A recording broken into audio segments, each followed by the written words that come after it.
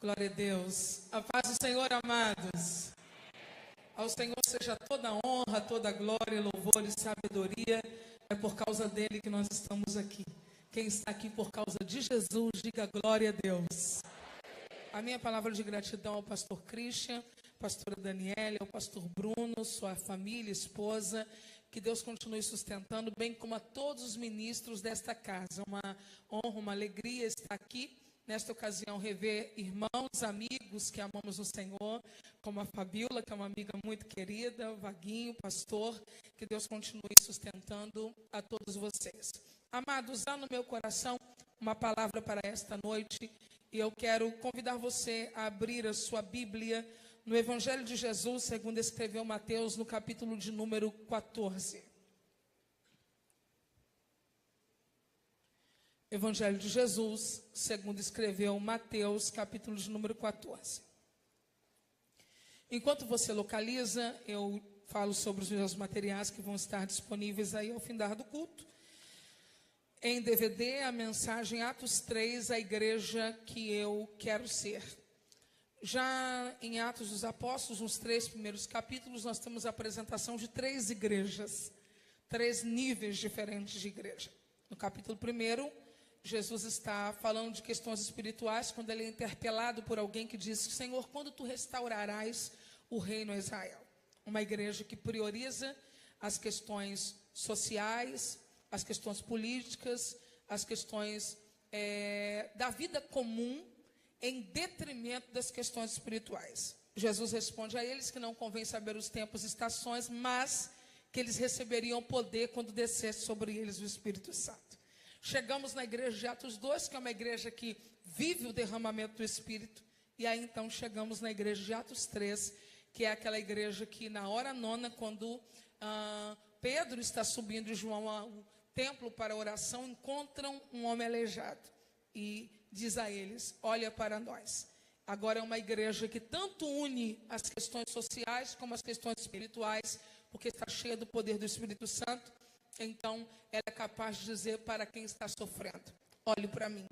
Você vai encontrar nesta mensagem um entendimento espiritual de que uma igreja cheia do Espírito Santo é uma igreja relevante no lugar onde atua. Vencendo os heteus, aqueles que metem medo, Israel, para se apropriar da terra que o Senhor jurou que lhes daria, precisou destituir diante de si 7 nações ímpias, entre elas os heteus. Os heteus eram aqueles que metiam medo. E nós nunca tivemos um momento na nossa vida, enquanto seres humanos, enquanto seres sociais, em que o medo seja algo tão ameaçador, tão presente, que gere tantas inquietações. Você pode não acreditar, mas alguém desejou muito vir a este culto hoje e não veio por medo. Pensou: como eu vou voltar, como vai ser, e por quais avenidas eu vou trafegar, e o medo aprisionou. Você talvez esteja vivendo situação semelhante em sua vida, mas você vai destituir os heteus e vai tomar posse da herança. E para eu terminar agora o meu livro, Eu Não Sou Aitofel. Aitofel foi um homem que morreu por causa de ressentimento, porque ressentimento mata. Nesse livro eu respondo algumas perguntas, como por exemplo: eu posso perdoar alguém e não conviver mais com esta pessoa? Aqui nesse livro você vai encontrar a resposta. Ou ainda, como perdoar alguém que reincide sempre no pecado, no erro que comete contra mim? Existe aquele momento que a gente diz: chega que eu não sou bobo, não é verdade?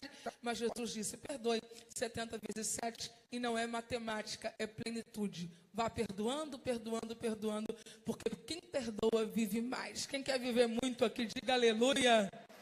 Eu também quero viver muito. Evangelho de Jesus, obrigado, meu irmão. Segundo escreveu Mateus, capítulo de número 14. Quem já encontrou, diga amém. O texto sagrado diz assim, a partir do versículo de número 22. E logo ordenou Jesus que os seus discípulos entrassem no barco e fossem adiante para outra banda, enquanto despedia a multidão. E despedida a multidão, subiu ao monte para orar à parte. E chegada já à tarde, estava ali só. E o barco estava já no meio do mar, açoitado pelas ondas, porque o vento era contrário. Mas, à 4ª vigília da noite, dirigiu-se Jesus para eles, caminhando por cima do mar. E os discípulos, vendo-o caminhar sobre o mar, assustaram-se, dizendo: é um fantasma, e gritaram com medo. Jesus, porém, lhes falou logo, dizendo: tende bom ânimo, sou eu, não temais. E respondeu-lhe Pedro e disse: Senhor, se és tu, manda-me ir ter contigo por cima das águas. E ele disse: vem.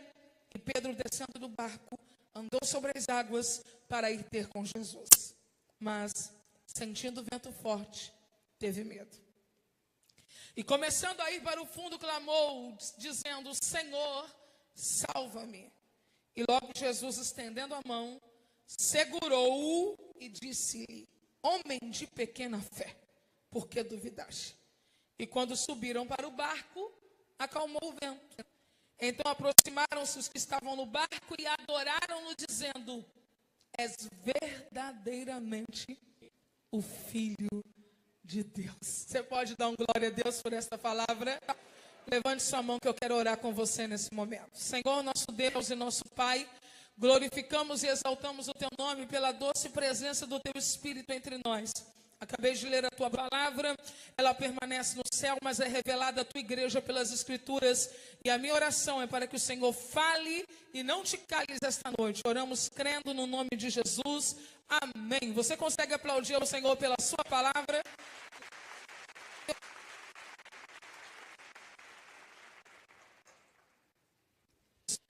Queridos, nós estamos diante de um texto, preste atenção nisso, que não é um relato exclusivo do Evangelho de Jesus segundo escreveu Mateus.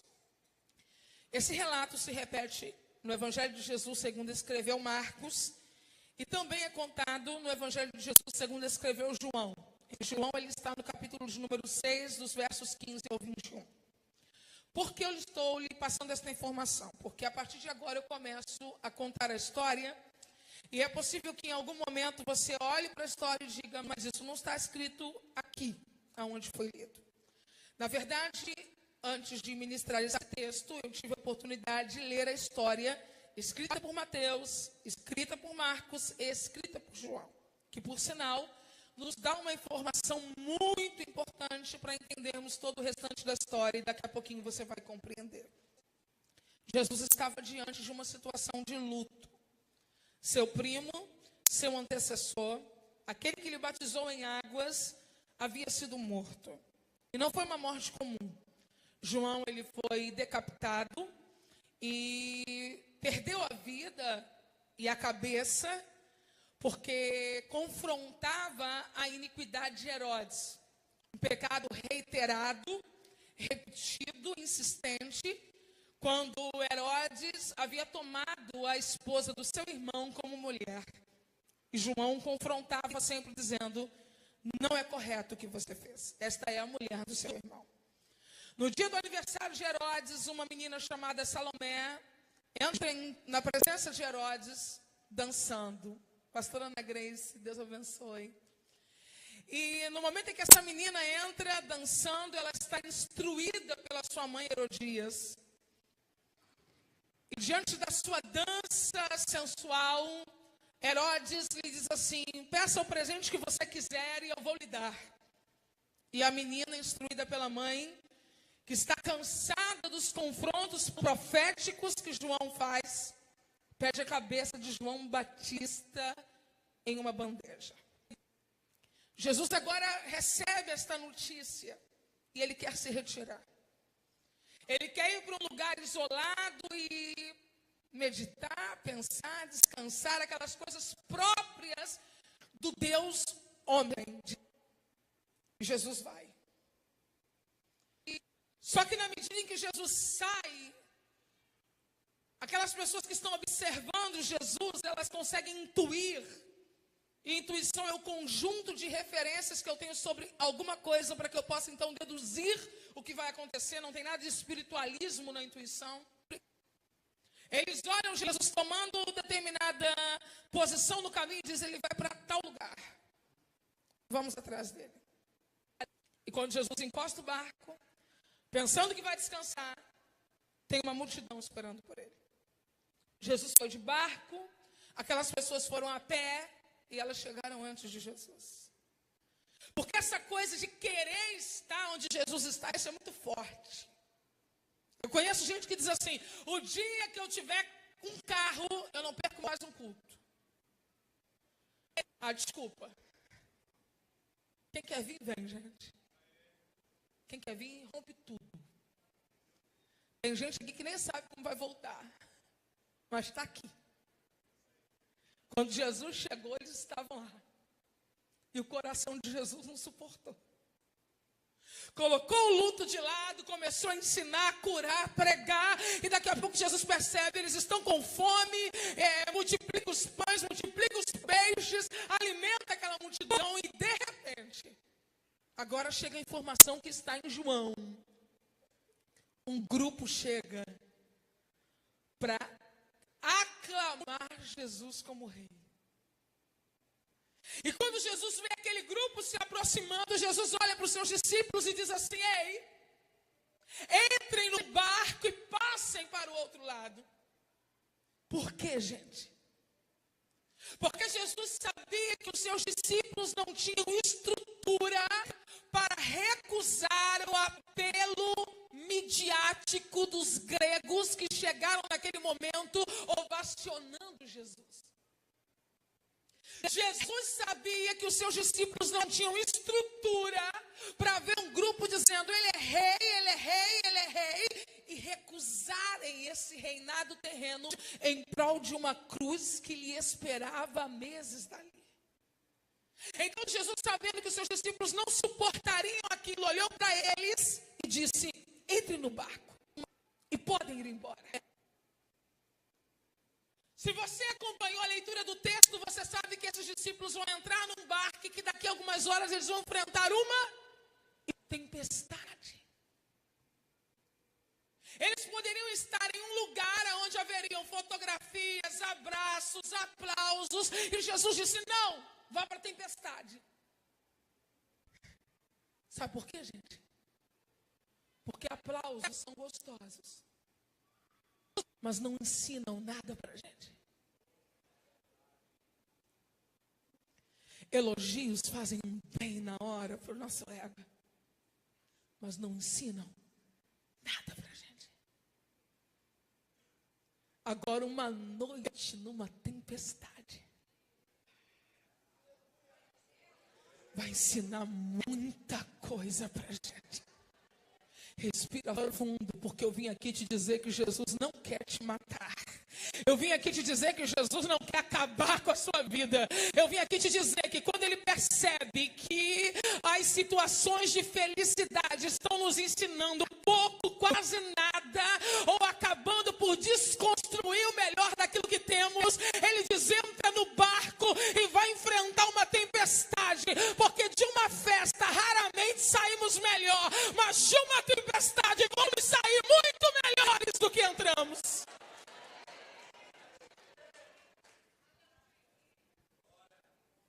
Jesus disse: entre na tempestade que eu vou, entre no barco. Se Jesus falar entre na tempestade, ninguém vai, né? Entre no barco que eu vou despedir a multidão. Olha para cá. Quando Jesus diz: eu vou despedir a multidão, Jesus está dizendo: eu vou fazer o que vocês deveriam fazer. Quem estava alimentando, distribuindo? Os discípulos.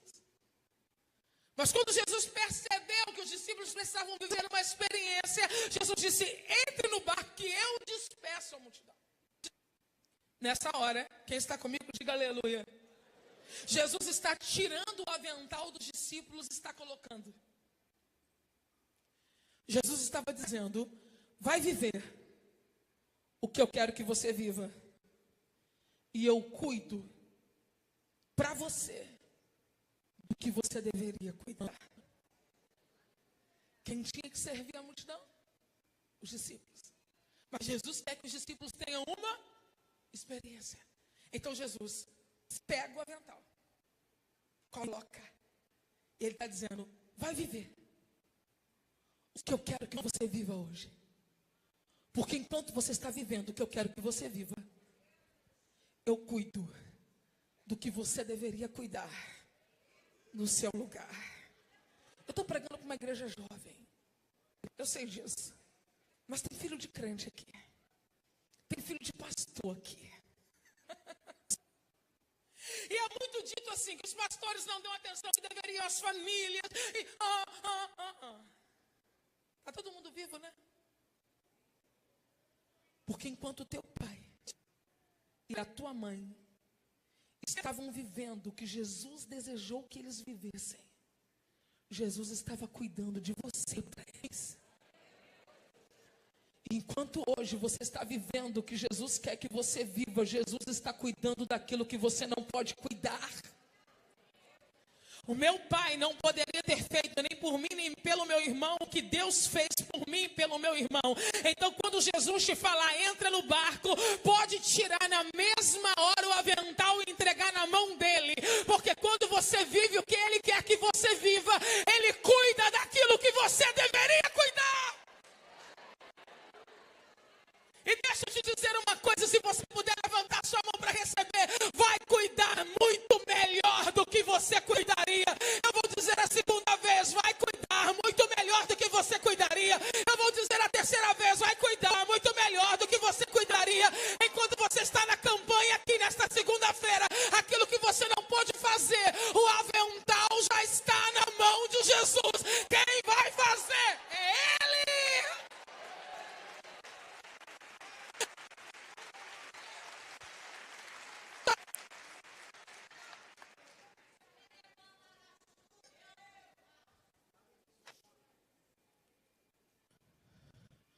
Necessidades adiadas normalmente são ampliadas. Vou repetir. Necessidades adiadas normalmente são ampliadas. Jesus foi para descansar, mas não conseguiu. Vocês lembram disso? Mas estava ali ainda, pungente. Descanse, descanse, descanse. Não adie as suas necessidades por muito tempo, porque elas só serão ampliadas. Jesus não aguenta mais. Ele precisa se retirar. E já que não deu para descansar, plano B, Jesus se retirou para orar. Olha para mim. O que você precisa hoje para repor energias? O que você precisa hoje para desestressar-se? O que você precisa hoje para arejar a sua cabeça? Helena, um final de semana em Fernando de Noronha. Boa escolha. Não gosto dos destinos nacionais. Eu precisaria de uma viagem internacional. Não, cansado de viajar. Um cartão de crédito sem limite para eu começar no primeiro piso do shopping até o último. Helena, cartões e viagens não resolve. Eu quero mesmo é falar o que está aqui entalado. Eu quero ir lá na porta do fulano e colocar tudo. Pode ir para Fernando de Noronha hoje? Não. Tem como fazer uma viagem internacional amanhã? Não. Tem um cartão de crédito sem limite e dinheiro para pagar quando a fatura chegar, porque o problema não é teu cartão? Não. Tem condições de ir lá na porta do fulano e colocar tudo que está aqui? Qual é a sua segunda opção? Ore. Consumismo não resolve a vida da gente. Viagens para camuflar fugas não resolvem a vida da gente. Chegar na porta da casa do outro fazendo vergonha, escândalo, também não resolve a vida da gente. Mas eu vou te dizer uma coisa que talvez você não tenha ouvido ainda, eu já tenho ouvido 1000 vezes. Oração resolve tudo. Se você puder me ajudar a pregar, toque no ombro dessa pessoa que está do seu lado e diga a ela, a oração resolve tudo. Não, mas fale com aquela voz de profeta que só você sabe fazer. Oração resolve tudo. Se você não pode viajar, se você não tem dinheiro para gastar, eu quero apertar o pescoço do fulano. Não aperta não. Oração resolve tudo. Jesus está orando, e os discípulos estão no barco fazendo a viagem que Jesus mandou. Quem mandou, gente? Não pense você que uma viagem ordenada por Jesus é sinônimo de que não haverão intempéries ou tribulações. Jesus, eu vou dizer uma coisa que talvez você não esteja preparado para ouvir. Então você tem 2 segundos para se preparar. Vamos lá, 1, 2. Jesus não garante tranquilidade na viagem. E não garante porque ele não quer garantir. Mas ele garante sobrevivência na viagem. Os discípulos estão fazendo o que Jesus mandou, do jeito que Jesus mandou, mas quando eles chegam no meio do lago, se levanta um temporal de vento. A Bíblia diz que as ondas estão fustigando o barco. Fustigar na língua bíblica estão torturando o barco. O barco está sendo torturado pela água. O que deveria ser comum se tornou uma tortura. E eles estão aonde? No meio. Eu vou perguntar, eu gostaria que você respondesse bem alto. Eles estão aonde? Aonde, gente? Esse lago tem a largura de 13 quilômetros. Para atravessar, os discípulos precisam navegar por 13 quilômetros. Quando a Bíblia diz que eles estão no meio, eles têm mais ou menos 6 quilômetros para trás e 6 quilômetros para frente, ou 6 quilômetros e meio para trás, 6 quilômetros e meio para frente, ou então 7 quilômetros para frente e 6 quilômetros para trás. A única coisa que eu sei eles estão no meio. Então, o mesmo tempo que eles levam para desistir, é o mesmo tempo que eles levam para chegar. Então, se eu estou no meio e tenho que remar, eu já tomei a minha decisão. Eu remo para frente e chego. Porque se é para lutar, eu não vou lutar para voltar. Se é para lutar, eu vou lutar para chegar. Você não entendeu, mas eu estou aqui para te explicar. Você não pode olhar para trás e dizer eu desisti. Usa a força que você tem no braço para chegar do outro lado. Não, você não vai pegar uma mala e voltar para casa da sua mãe dizendo eu desisti. Usa a força que você tem para remar para frente. Não, você não vai rasgar o contrato dizendo eu desisti. Usa a força que você tem para remar para frente. Quanto eu tenho para trás? 6,5 quilômetros. Quanto eu tenho para frente? 6,5 quilômetros. Então, já que é para suar, eu vou suar para chegar.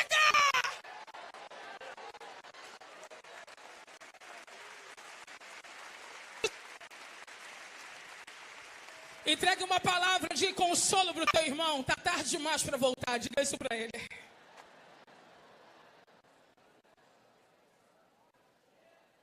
Primeira vigília da noite. Os discípulos remando. O vento soprando. A água batendo. E Jesus orando. Segunda vigília da noite. Água batendo. Vento soprando. Jesus lá orando. Terceira vigília da noite. Vento soprando. Água batendo. E Jesus orando. Quarta vigília da noite. Quem vem? Jesus. Por que ele não veio na primeira? Porque na primeira você dá conta. Porque ele não vem na segunda, porque na segunda você dá conta. Porque ele não vem na terceira, porque na terceira você dá conta. Eu vou te explicar. A cultura judaica antiga tem a seguinte concepção sobre o sono.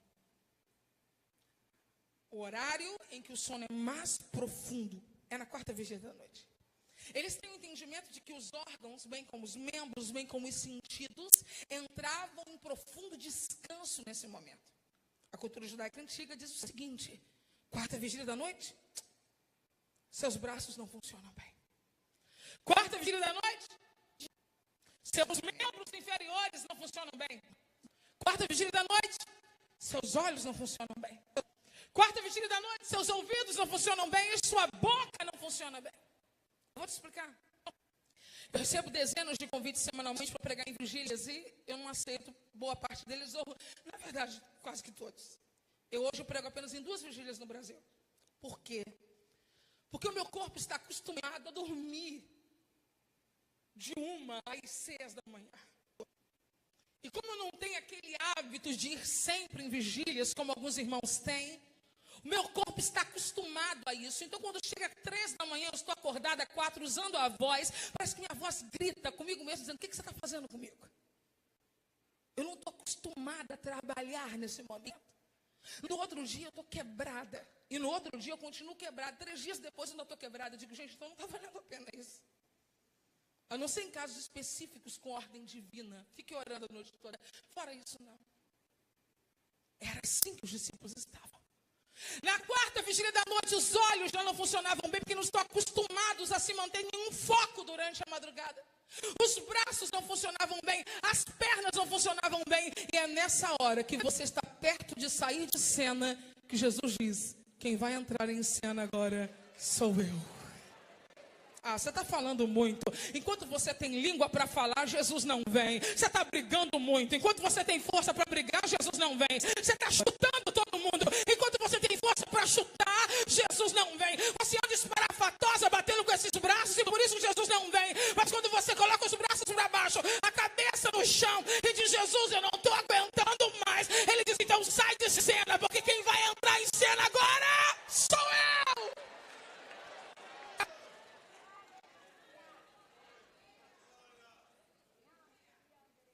Ele podia ter vindo mergulhando. Ele podia ter vindo nadando. Ele podia ter vindo até voando, porque ele tem poder para isso. Mas ele veio andando sobre as águas. O que estava fustigando o barco?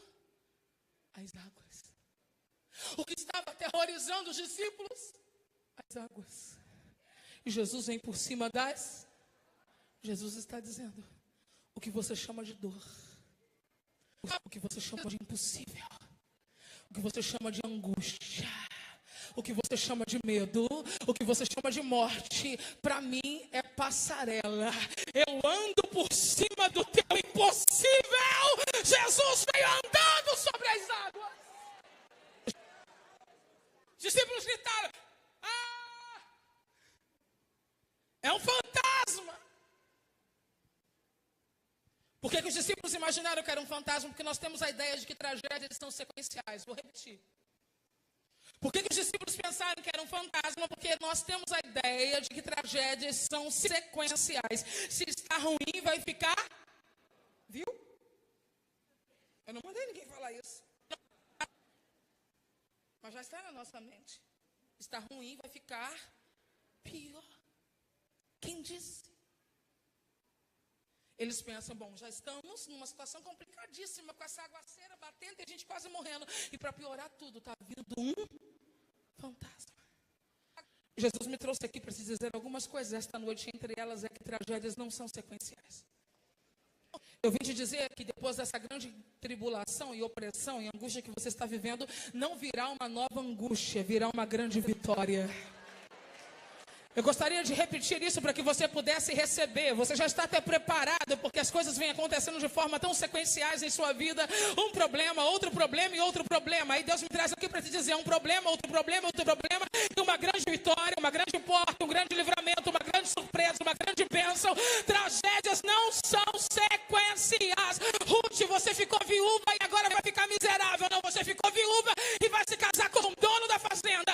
Esther, você é órfã e agora vai ser morta junto com os judeus. Não, eu sou órfã, mas vou me tornar rainha de um povo que não é meu. José, você sofreu na mão dos seus irmãos, você sofreu na casa de Potifar, você é prisioneiro e a sua história termina com a morte. Não, é irmãos, Potifar, prisão e governo do Egito, porque tragédias não são sequenciais. Tem a hora que Deus diz: basta!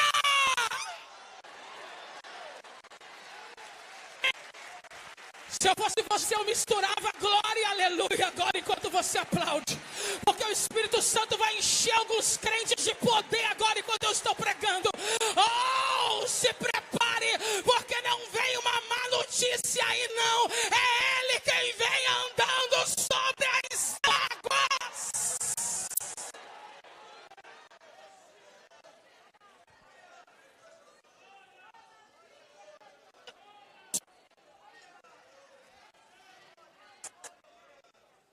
Jesus disse: não tenha medo. Eles já estavam com medo das águas. Jesus disse: não tenha. O que Jesus está dizendo é: não acolha um novo tipo de medo. Todos nós aqui temos algum medo. O salmista diz que o medo revela a nossa humanidade, nos faz lembrar que somos homens. De certa forma, Deus se gloria no medo do homem. E é glorificado nesse medo. Quando esse medo não é paralisante. quando esse medo é apenas uma demonstração da nossa fragilidade. O crente está aqui cheio de poder. Vem no culto sexta-feira, né, missionária André? E tá. Queima! Vai lá, Jesus! Parece que se ele encontrar o diabo na rua, ele mata o diabo. Não tem como, né, gente? Vocês estão entendendo, né? Esses dias apareceu um aí nas redes sociais que tinha matado o diabo. Então não sei quem está me perturbando, porque ele está aqui. Lutando 24 horas. Eu quis dizer que você... Aí a irmã chega, eu estou cheia de Deus. Hoje eu chego lá em casa, eu boto a mão em tudo. Porque depois desse culto de sexta-feira, ninguém me segura. Aí aparece uma barata voadora. Acabou, meu irmão. O poder desaparece. O medo é humano. Mas o que Jesus está dizendo é: não acolha um novo medo. Esses que você tem aí já são suficientes. Se nós não vigiarmos, os novos medos vão chegando. E quando você vê, você está totalmente cerceado pelos medos. Pedro, ouvindo Jesus dizendo: sou eu, não temais, disse assim: Senhor, se és tu, manda-me ir ter contigo. Eu quero dizer duas coisas sobre isso. A teologia liberal, ela critica esse texto. É possível que um homem comum saia do barco, ande sobre as águas. Gente, não é um homem comum, é Pedro. O que Pedro está fazendo aqui é a cara dele. Não é a cara de Pedro? Vê bem se você conhece um pouquinho da história de Pedro. Se não é a cara dele chegar na beira do barco e dizer: se és tu, manda-me ter contigo. É a cara de Pedro. O problema é que tem gente que tem uma cara lá fora e outra cara quando está diante de Jesus. Eu não estou falando de falsidade não, gente, ok? Eu estou falando de desmotivação. Eu estou falando que gente que lá fora para rir é chega aqui, amém. Quando quer chamar o filho, não usa o celular e nem o WhatsApp, é da janela. Pedrinho! Quando chega aqui, gritam glória. Glória a Deus. Pedro, diante de Jesus, usa a empolgação que você tem. Diante de Jesus, usa o jeitão que você tem. Diante de Jesus, faz um culto que seja a tua cara. Diante de Jesus, grita mais alto do que você grita quando o teu time está jogando. Eu acho interessante crente que narra no Facebook a partida de futebol inteira, mas sai de um culto como esse e não posta uma frase dizendo: Deus usou meu pastor esta noite. Pedro, tá feio para você, Pedro. Você tem que agir nas coisas espirituais, na realidade daquilo que você é. Pedro olhou e disse: se é o Senhor, manda-me ir ter contigo. Foi a segunda observação que eu estou fazendo. Pedro disse: eu quero uma ordem. Diga isso bem alto: eu quero uma ordem. E isso não é uma coisa comum, porque quando a gente quer um sinal de Deus, normalmente a gente quer que Deus faça alguma coisa pela gente. É ou não é? Se é o Senhor, me abre uma porta. Se é o Senhor, me manda uma bênção. Não é assim?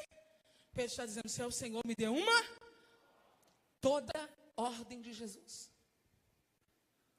Vou repetir.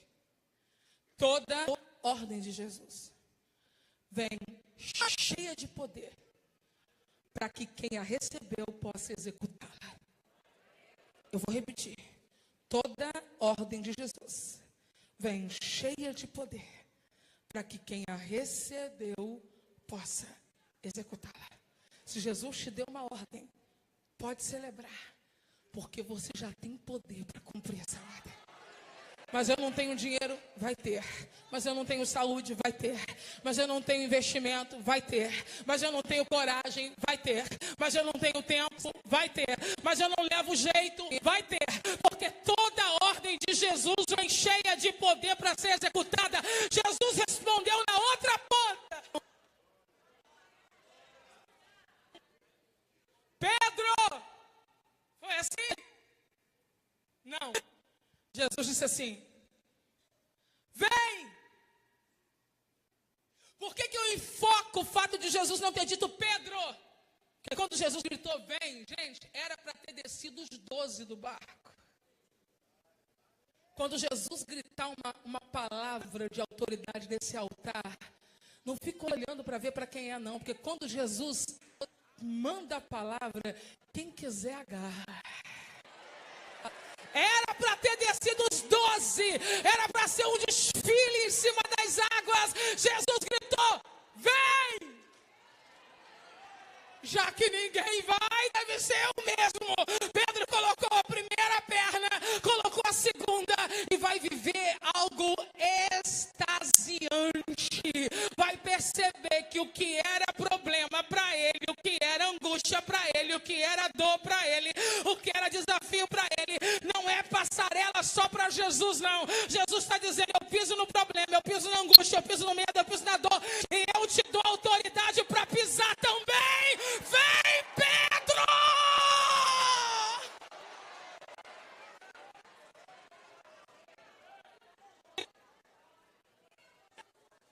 Ele olhava para Jesus e andava. Para quem ele olhava, grite bem alto, olhava para Jesus.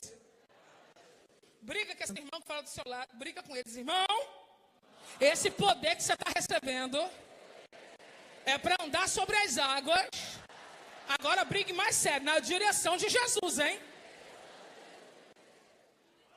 O que você está falando, Helena? Eu estou falando de gente entre nós, inclusive eu tenho essa tentação, qualquer um de vocês, que tem a pretensão de usar o que Jesus deu para zigue-zaguear. Jesus disse, vem, mas não é para você virar um show. Jesus disse, vem, mas não é para você ser o cara. Jesus disse, vem, mas não é para você tirar onda e dizer, é para você andar na direção dele. Desde que você chegou nessa igreja, Deus tem te dado poder espiritual. E Deus vai te dar muito mais. Você vai descobrir aqui nesta igreja dons que você não sabia que tinha. Deus vai te usar muito ainda. Você vai pregar, você vai cantar, você vai discipular pessoas, você vai interceder, você vai trabalhar na diaconia. Você só não pode esquecer que tudo que você está recebendo de poder é para você fazer as coisas na direção de Jesus. Olhe para mim. Pedro andava sobre ele. Mas a Bíblia diz o seguinte. Preste muita atenção nisso. Sentindo o vento forte, teve medo. E começando a ir para o fundo, clamou. Pedro não afundou. Ele começou a afundar, ok? Mas a chave do versículo é esta. Sentindo o vento forte. Esta palavra sentindo na língua bíblica não é propriamente sentindo, é reparando. O verbo aqui é reparar.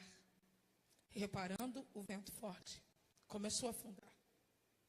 Eu disse reparando. Você consegue repetir essa palavra para você não esquecer nunca mais? Diga reparando. Só uma maneira de você sair do barco, pisar naquilo que te angustia e chegar ao ponto que você quer. Qual é ele? Aprender a ignorar o vento. Pedro reparou no vento. Eu não sei se você lembra do seu tempo de criança, mas criança quando quer desprezar a outra coleguinha, finge que não vê. Adultos não fazem isso, né? Só as crianças. Estou nem vendo.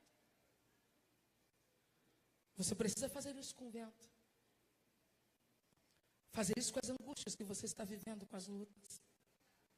Porque aquele que olha para o vento nunca se melhora. E aquele que olha para o vento não consegue se manter firme sobre as águas. O vento soprou forte hoje, não foi verdade? Mas você deu uma de que não estava entendendo. Começou a pentear o cabelo e o vento... E você... vou parar. Porque me olharam feio. Despreza o vento.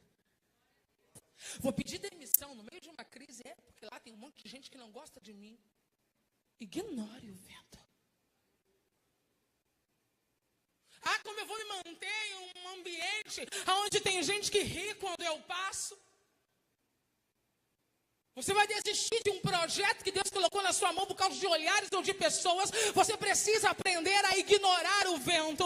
Olhe para alguém e diga: esta pessoa finge que esse vento não é com você. Deixa ele soprar, e quanto mais forte ele soprar, mais você canta.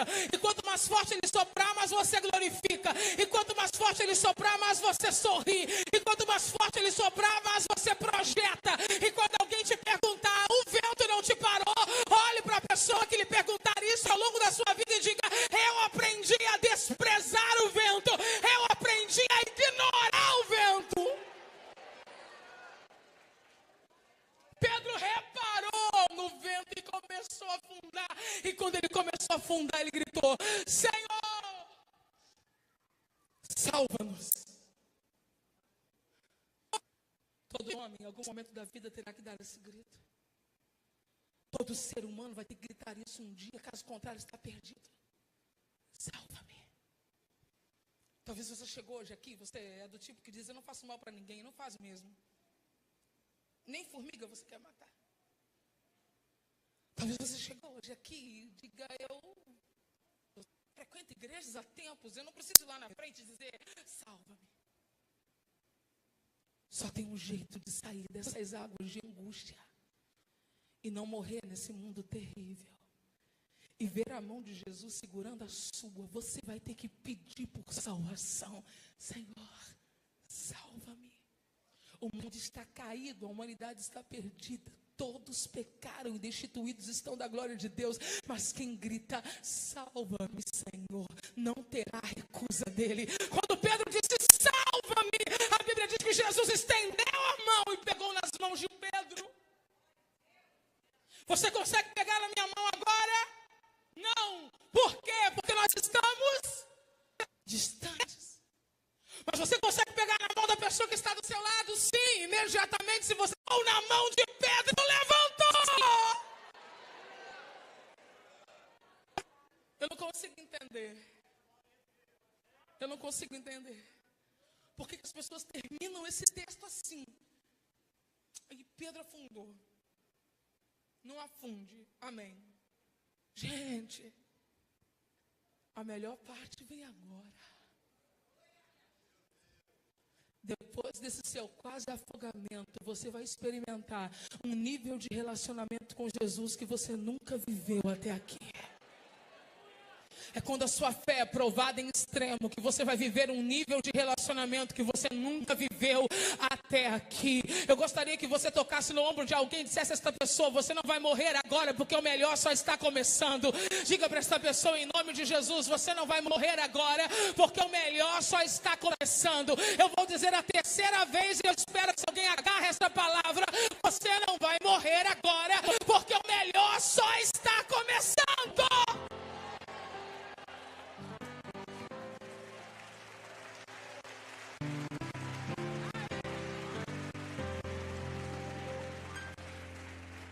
Eu vou recapitular para você entender.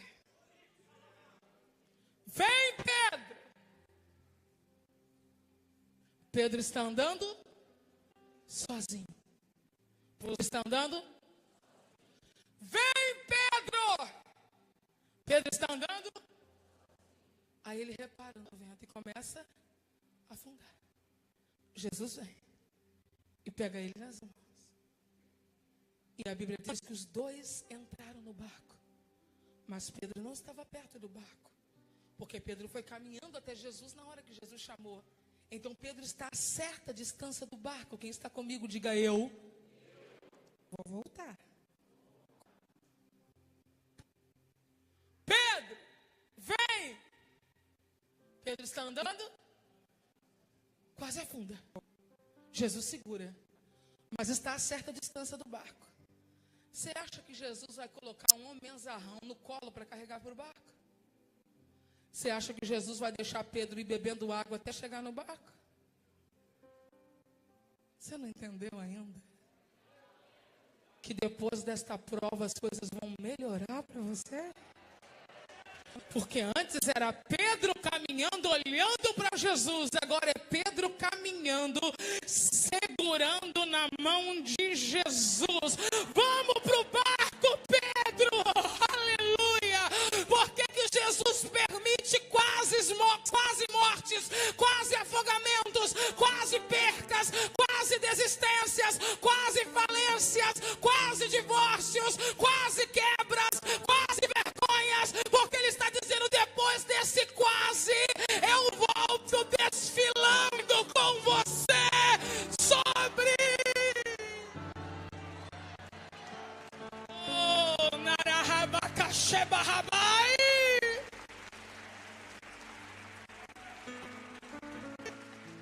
Fique de pé. Eregias terrabashebakandoré.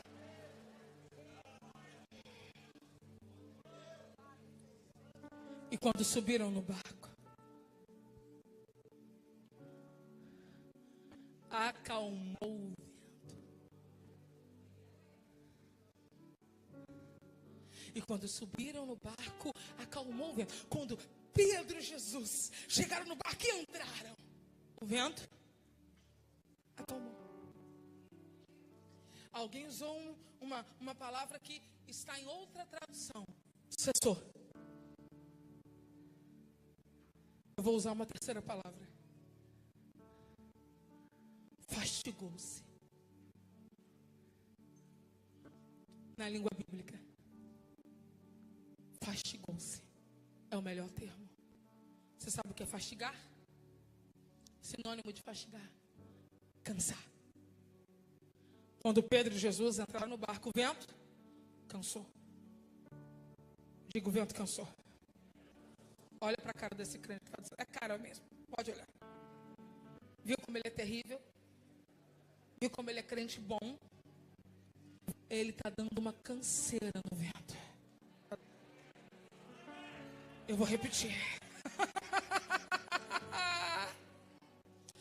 Tudo que você tem vivido nos últimos meses, nos últimos anos, era para você estar prostrado no sofá esta noite, mas você levantou, se arrumou, pegou a Bíblia, colocou perfume.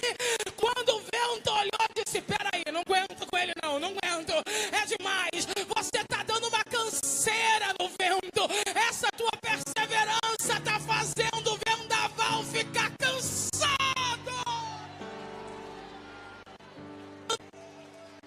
Não vendeu nada, abriu a loja de novo. Entregou 10 currículos, saiu para entregar mais 10. Bateu em 5 portas, nenhuma abriu, foi para a sexta. Levou uma pancada, caiu, levantou. Decepcionou-se com alguém, deu uma chance a outra pessoa.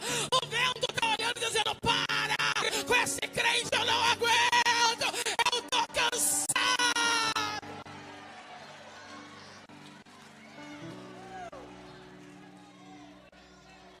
Alguém disse glória. Alguém disse aleluia. Alguém disse glória, glória, aleluia. E alguém disse verdadeiramente, Ele é o Filho de Deus. O que tinha no barco, pavor. O que tinha no barco, temor. Agora o que tem no barco, culto.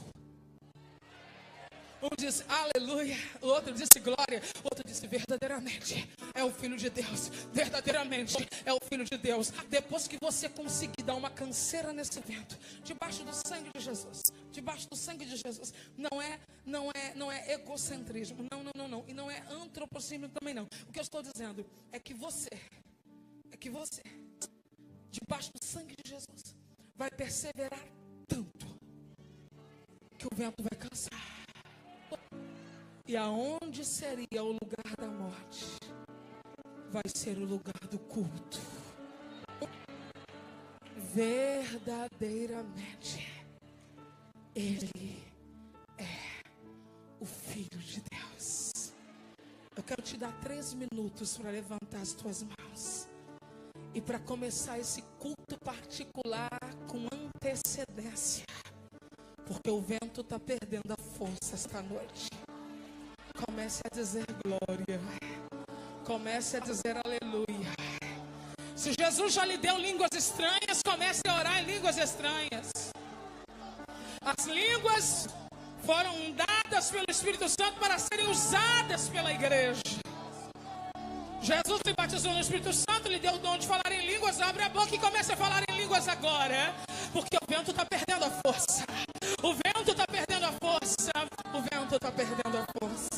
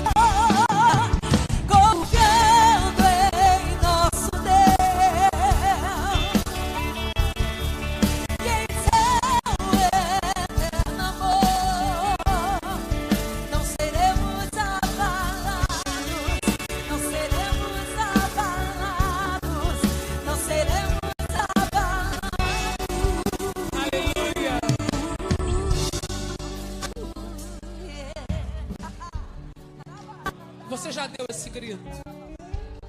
Me salva, Senhor. Salva a minha vida. Salva a minha família. Você pode estar num mar tumultuado, mas se você pedir hoje, me salva. O Salvador está aqui. Eu estou chamando você que nunca deu esse grito por salvação. Você que ainda não entregou a sua vida a Jesus. Sai do teu lugar agora. Vem para cá. Que a mão de Jesus vai te tirar dessas águas sufocantes, afogantes. Saia do seu lugar. Você que ainda não pediu por salvação, mas você quer hoje ser salvo por Jesus, quer entregar a sua vida a Jesus, vem para cá.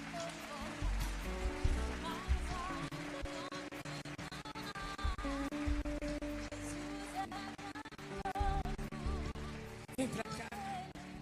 Duas pessoas preciosas, tem mais, pode vir. Só tem um jeito do homem ser salvo das águas da morte. É dizendo: Senhor, salva-me. Senhor, salva-me. Senhor, salva-me.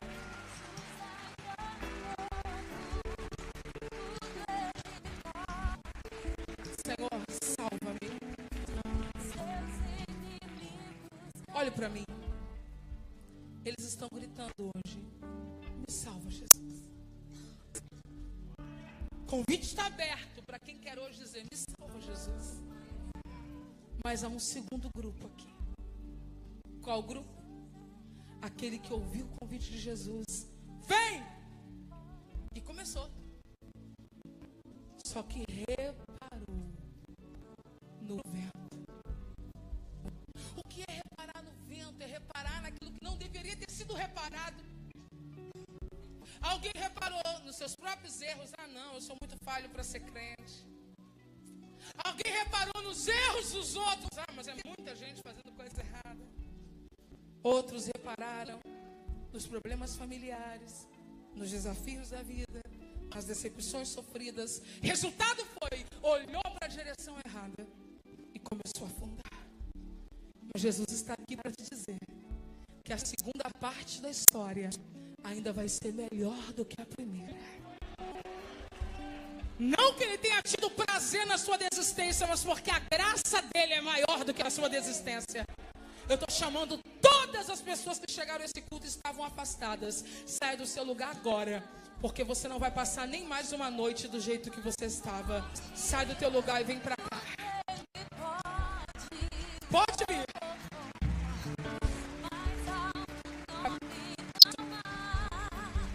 Jesus é grandioso, tudo Ele pode. Tem mais, pode vir. Seus inimigos. Tem mais, pode vir. Nosso Deus é mais forte, tudo Ele pode. Você só vai olhar para Jesus a partir de hoje. Jesus. Mais alto nome não há. Jesus é grandioso, tudo Ele pode. Seus inimigos cairão. Nosso Deus é mais forte. Vem. Tudo Ele pode. Vem. Mais alto nome não há. Jesus é grandioso, tudo Ele pode. Confiando em nosso Deus. Tá faltando você, vem pra cá. Quem sempre é eterno amor. Não seremos abalados. Não seremos abalados. Não seremos abalados, não seremos abalados.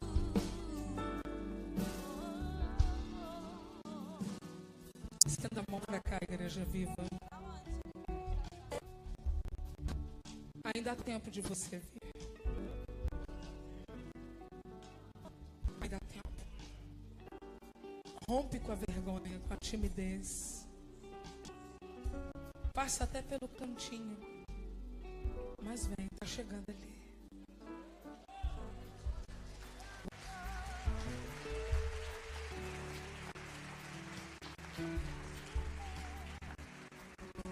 Eu gostaria que os conselheiros, os discipuladores, os consolidadores, esses irmãos queridos do discipulado que estão ao lado dessas pessoas, ajudassem essas pessoas agora a dizer: Senhor Jesus, eu estou de volta.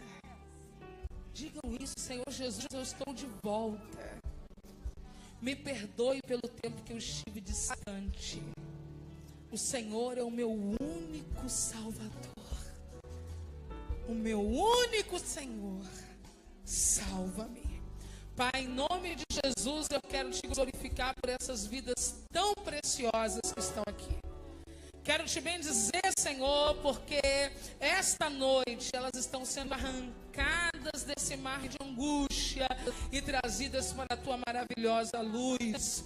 Que esse novo tempo que elas vão passar a viver a partir de hoje seja mais abundante do que tudo que elas viveram até aqui.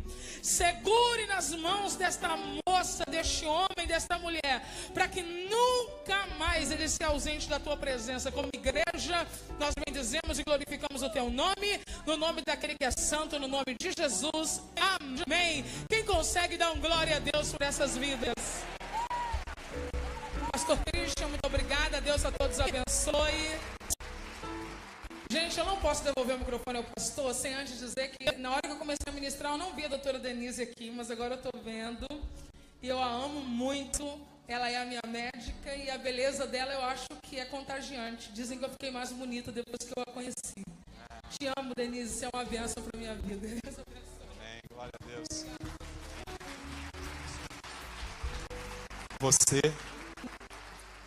Você que veio aqui à frente, o desejo do nosso coração, de todo